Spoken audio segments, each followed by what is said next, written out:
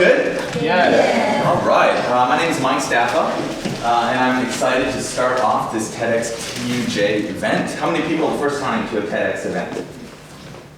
Wow. Okay. Awesome. Great. I hope you can see the slides here. It's a little bit bright, but hopefully we can see those slides. So my name is Mike. I'm from the United States, Minnesota. If anyone knows the states really, really well.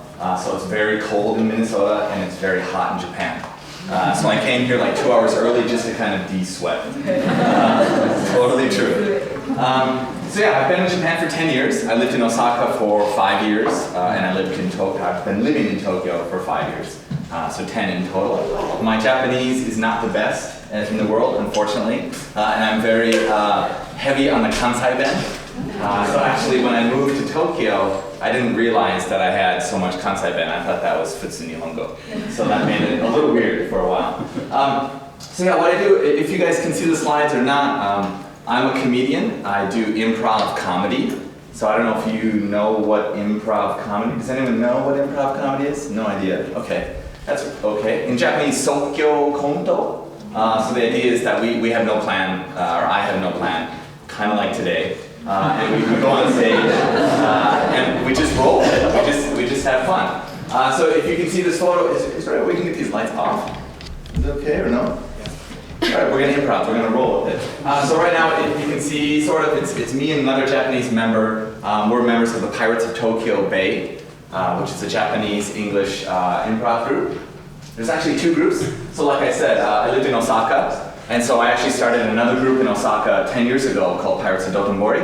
So there's actually two groups of bilingual Sokyo Konto comedy groups. And we do a lot of tours overseas. So we've done about 300 shows in Tokyo. And then we also travel, I just got back from Manila this week, doing a couple shows there. So it's quite fun. If you can see this photo, this is me standing in front of about 200 people. This was at one of our shows in Roppongi, and you might think it's kind of hard or kind of difficult to kind of go on stage and not have a plan about what you're going to say or what you're going to do. You just kind of have to go on stage and roll with it. You might think that you could die on stage, so maybe this is what you think I'm doing. Hopefully not right now, but you might have that feeling that you'll die on stage, you won't know what to say. But improv isn't really a one-person thing. You rarely see one person going on stage. And if you think about life, you rarely do some things by yourself, whether it's at work, you do projects together with your team, or whether it's in school at TUJ, you do school projects with your team. So much like that in life, improv, we do it with a lot of other people in the group so that we can succeed. So you can see sort of here, there's about 16 people in the Tokyo group right now. And so we'll do a show together. In Osaka, there's 13 of us. Yeah, so you might think, what is improv? How do you go about doing improv comedy? And how can it apply to your life? Why are you listening to me talk about improv, and how does it resonate to you? Improv comedy, we all improvise all the time. I just really enjoy doing it, and I seek out doing improv. But if you think about your daily life, you're always improvising. How many people like to cook? Okay, cool. If you ever cook, you're never going to make a perfect recipe. There's always going to be something wrong. Oh, you forgot the salt, or you put in baking soda instead of baking powder. You got to improvise. You got to figure it out, right? And you got to adjust to it. So that's improvising. If you're doing a project at work, and then either your boss comes in or some team member makes a mistake, you got to adjust, and you got to roll with it and kind of move on. Well, this happens at school projects. So everything that we do in life is improv, if you really think about it. And improv is communication based on collaboration with the people around you and observation. So to do improv in life, you're really just observing what's happening around you, and you're going with it. You're going to collaborate with the people in your life, observe what's happening, and go with it. So this is really what improv is, and I just want you to kind of realize you're all improvising all the time. Some of you might try really hard to make a plan.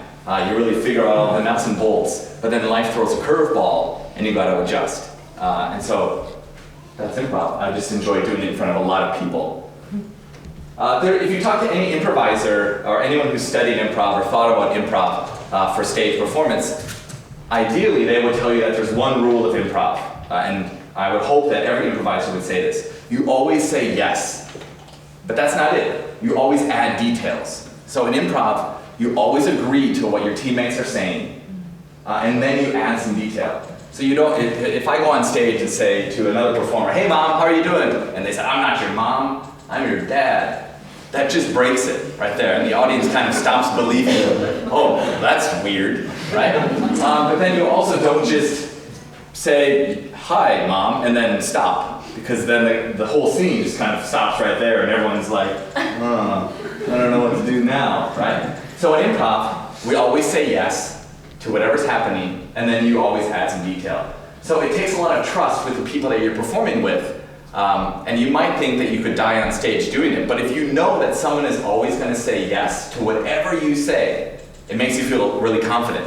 You just go on stage and say whatever comes to mind, and you know that your teammates are going to agree with you. And the same thing in business. If you can have a team, or in school at TUJ, if you can have a team of people, and you know that they're going to support you, and add some details to what you're working on, it'll make things a lot easier. Of course, you might not always want to say yes. You know, some little kid's like, Mom, I want candy. You know, give me more candy. So you have to have some kind of clever ways around it. Yeah, you can have candy if you do your homework, for example. So that's the extra details that we're talking about. So I really encourage you guys to kind of think about the words yes and adding some details. If we look at people, I thought I'd make a graph because I think TED and TEDx is really big on graphs and data. And so I thought if I'm going to stand up here, I've got to create a graph and I've got to sound really intelligent. So this is one of two graphs that I hopefully wow you with. So if we're to break up people, all people, into kind of different categories, using that idea of saying yes and. One group of people you might have are the people that just say no. They don't say yes to anything, and they don't add any details. So, hey, you know, do you want to do this project, or do you want to go shopping? Nope. Okay, that was really hard, and it makes it really hard to kind of have a conversation with them. It makes it kind of uncomfortable. You don't really have a great relationship, right? Then on the outsides, we also have the other people. We have the people that say yes to whatever they want. Yeah, sounds good. Yeah, sweet. Yeah. That's it. They just kind of roll with it. They're the passengers. They're not really helping decide anything. They're just going with it. And that can get old pretty quickly. I think we might know some of these people. We also have the drivers, the people that just really push the ideas or the projects or the workflow just with, oh, and we should do this, and we should do that, and don't forget about that. So these are kind of the three of the four. Now, if you can kind of imagine there's one spot that's missing, we have the generative people, the people that generate new ideas, they generate progress, and these are the people that either subconsciously or consciously agree with the idea of saying yes and. So this is what applies to us on stage, but I think it really applies in life as well. Just observing people that you're in a project with or you're going through life with, collaborating with them, working together, listening to them, and agreeing with them, and then adding details. This is a pretty popular idea, I believe, the idea of saying yes and. So popular, there's even a movie about it. So Jim Carrey, he basically, I think it was like a magic spell. Of course, that's how all movies are, magic spells. But basically, he became the yes guy, and then he would agree to everything because he had to. And then to kind of escape being the passenger, if we go back, he wasn't just the passenger, he would also add some details to it to kind of get out of the weird situations throughout the movie. So if you watch it again, you'll see that idea of kind of saying yes and. So this is the main thing about improv, always agreeing with things. There are some other recipes to doing scenes together on stage, and also recipes I think that apply to life in general. So another thing we talk about in my group is always having a character, a relationship, an objective, the purpose of the scene, and where. So we call this CROW. So if you came to one of our practices, we would talk a lot about CROW. The idea being, we do bilingual shows. So not everyone in the audience is a native English speaker, or not everyone's a native Japanese speaker in our shows. So we believe if we can focus on what the characters are doing, where they are, what the relationship is, regardless of the language in the audience, we can all kind of follow along with the scene. If you think about the Pirates of Tokyo Bay, there's 16 members from 5 countries. So even within the group itself, we have a lot of different words, even if it's all in English. I'm from Minnesota. My favorite place to go is Perkins. Maybe some other people don't know what Perkins is. So I need to kind of identify the team that I'm with and kind of change my vocabulary to kind of follow this character, relationship, objective, and where. This applies to business as well. You have your characters, you have your bosses, your teammates, you have your objective. What's the purpose of the project that you're doing? So one of these photos, this is from a recent show. This is me, and this is a Japanese member, Aya. And this scene, so the characters, we were airline pilots. These are the characters. The relationship was, she was my teacher for learning how to fly, and I'm the student. The objective for this scene was teaching me how to fly. And where we were was a flight school. So these kind of things, as soon as we know what we're doing, it makes it a lot easier to perform together and also to resonate with the audience. So if I were to go into a business meeting to our classroom and be like, hey, how are you? What do you want to do today? No one really knows what the objective is. No one really knows the purpose. So we really train ourselves right from the beginning to start off, make sure we have a character so that my teammate knows what we're doing. Hey, Dad, how are you doing? Or hey, Sensei. So quickly we know the relationship. Sensei, please teach me how to do this. So now we know the objective, and we kind of have the idea of where. So these are some other parts of improv I think can also apply in life in general.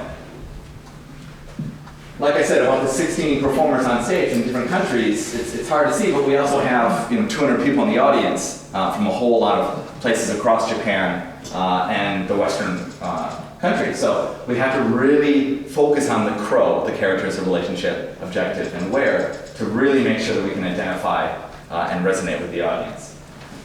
Second graph is coming up.